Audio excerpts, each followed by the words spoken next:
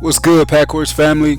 Man, I want to rap with y'all for a minute on this one, and I want to I think I'm gonna just freestyle this one, man, because it's been on my mind, right? But I think everybody can kind of like follow along with this story, and I'll contribute it to a bully, right? So you got a bully. Let's just say it's a kid bully, and we got adult bullies too. But on the recess, the kid just bully, bully, bully, bully, bully, bully, bully. He got everybody intimidated.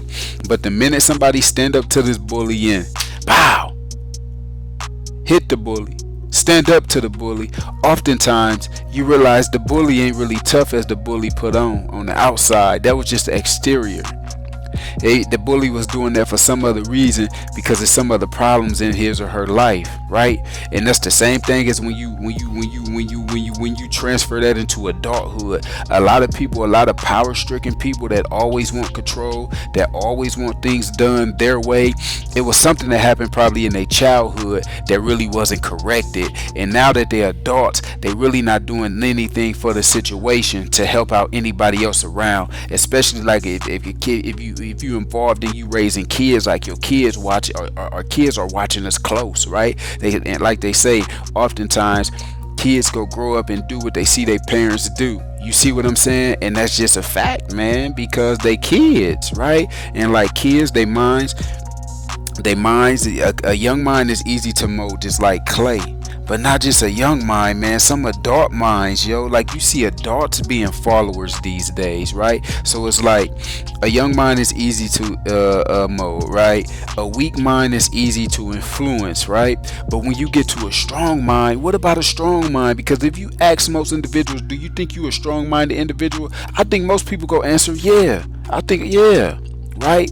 But strong-minded people can be influenced. Strong-minded people can be weak at times. Strong-minded people was once followers at some point in time, and still to this day as followers in some degree. You understand? If you got mentors, if you got people you look up to, if you're a person that's willing to sit down and perk your ears open and listen to the next man or woman and get some wisdom, you still likely to follow in some aspects, and that don't make you any weaker of a person.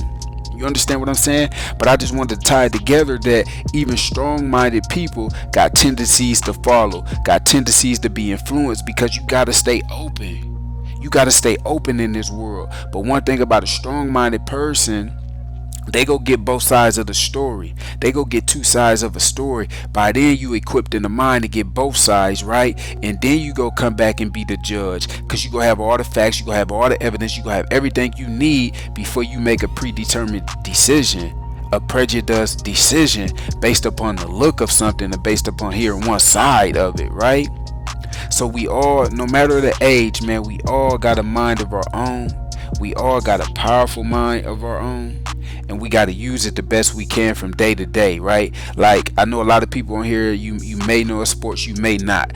The sport I watch the most now is college football, man. I like the Buckeyes a lot, I do, but it was something going on, man. And if you know, you know. But Alabama's, they kind of like the honchos in the college world. Like Nick Saban got a lot of championships. But what's happening now is they starting to pay these college kids, these young men and these young women, when they come into these colleges, they able to get paid now for their name, image, and likeness. So it's like now a lot of these 18-year-olds, these blue chips, these 5, 4, and 5-star players, they coming in with $1 million deals already.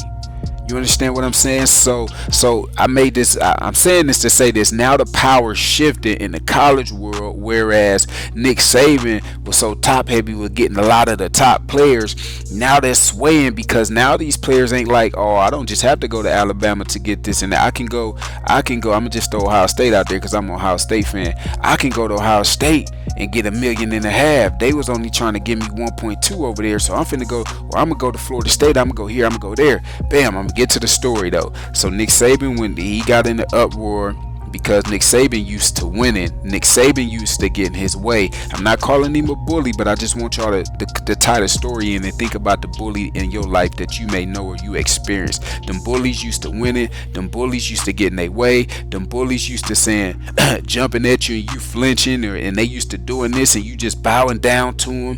But when you stand up for yourself and like I'm here too, it's like, oh no, So a situation happened where Nick Saban called out a few guys. He called out the guy Jumbo Fisher from Texas A&M, and he called out Deion Sanders, Coach Prime. He coach over there at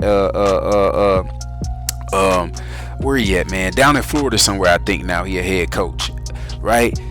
And he called them out, specifically these schools, saying basically, yeah, they paid these guys millions of dollars to come there, and they broke rules, and they did this and they did that.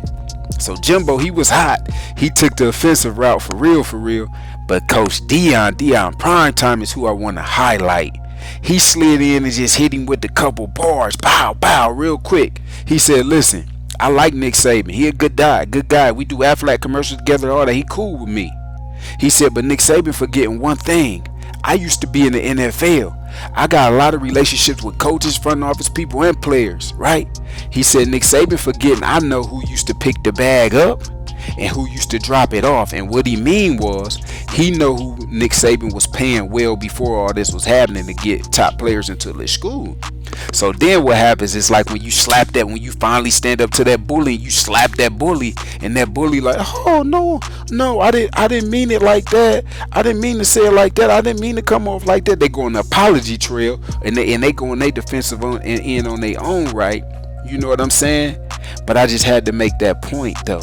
When you stand up to that bully, and sometimes it don't even take much, you just gotta go in with facts to let that bully know, I know some of your secrets too. I know some of the ill will you did too, baby. And it just ain't been put out there, right? Because everybody don't move like that. Everybody ain't out here with a story to tell just to make somebody else look down on you. That ain't how everybody rock. But you got to understand there's always two sides, and you got to understand that it's not a human being standing on this earth that's without a flaw, that's without a sin, right? We know we filthy rags on our best day when it comes to the ones up above, right? So you got to be careful. And after Deion came in like that and had Nick Saban backtracking, and another thing Deion said was like, Nick Saban ain't mad at me.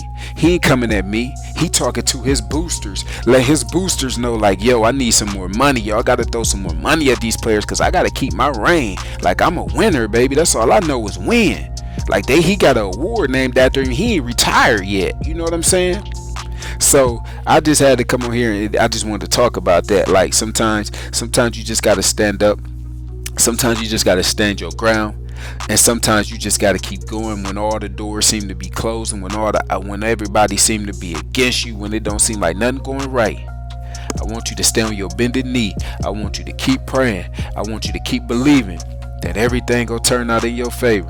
I want you to keep believing that them doors go one day turn in your favor. I want you to believe that progress is soon on this way. It's knocking. It just don't want you to give up. It's steady testing. It just don't want you to give up, because it got something waiting for you on the end, y'all. Understand what I'm saying. Understand what I'm saying, Pack Horse family, because y'all know I try to be raw as I can, give y'all personal stories when I can, but I just want y'all to listen to my voice, but put your own story in it, because we all got somebody in our life that we know like that want their way, so used to having their way, and then when you try to work your move, they make it seem like you just the worst person in the world.